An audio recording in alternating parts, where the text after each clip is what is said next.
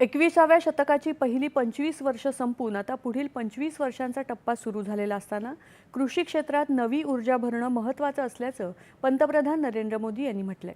शेती आणि ग्रामीण परिवर्तन या संकल्पनेवरील वेबिनारला आज त्यांनी दूरदृश्य प्रणालीद्वारे संबोधित केलं।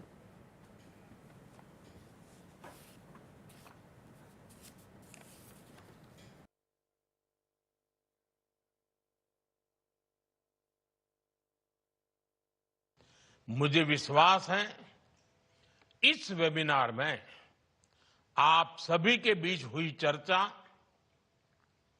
इससे निकले सुझाव बजट प्रावधानों को जल्द से जल्द जमीन पर उतारने में मदद करेंगे। साथियों, आज दुनिया के बाजार खुल रहे हैं, ग्लोबल डिमांड बदल रही है। इस वेबिनार में अपनी खेती को एक्सपोर्ट ओरिएंटेड बनाने पर भी ज्यादा से ज्यादा चर्चा आवश्यक है। हमारे पास डाइवर्स क्लाइमेट है, हमें इसका पूरा फायदा उठाना है। कृषी आणि विश्वकर्मा आपल्या अर्थसंकल्पाचा मुख्य आधार असून कृषी क्षेत्र भारताच्या दीर्घकालीन विकास यात्रेचा धोरणात्मक स्तंभ आहे, हे लक्षात घेऊन आमच्या सरकारने कृषी क्षेत्र सातत्याने बळकट केले असल्याचं पंतप्रधान म्हणाले। जागतिक बाजार वेगाने खुले होत असून जागतिक मागणीचे स्वरूपही सातत्याने बदलते।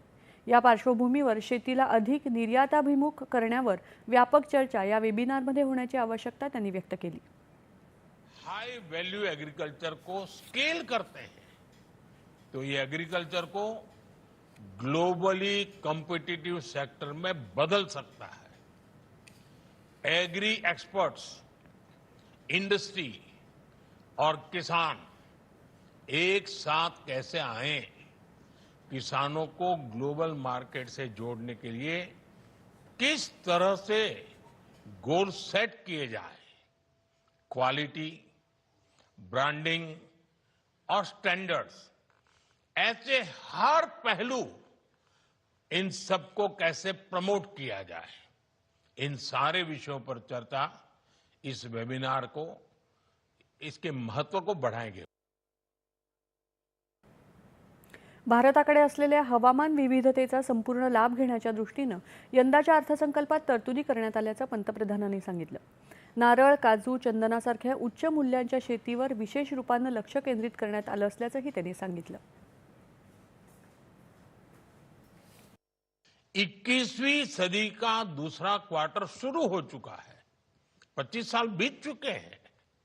तब कृषि क्षेत्र को नई ऊर्जा से भरना भी उतना ही आवश्यक है। इस साल के बजट में इस दिशा में नए प्रयास हुए हैं। मुझे विश्वास है इस वेबिनार में आप सभी के बीच हुई चर्चा,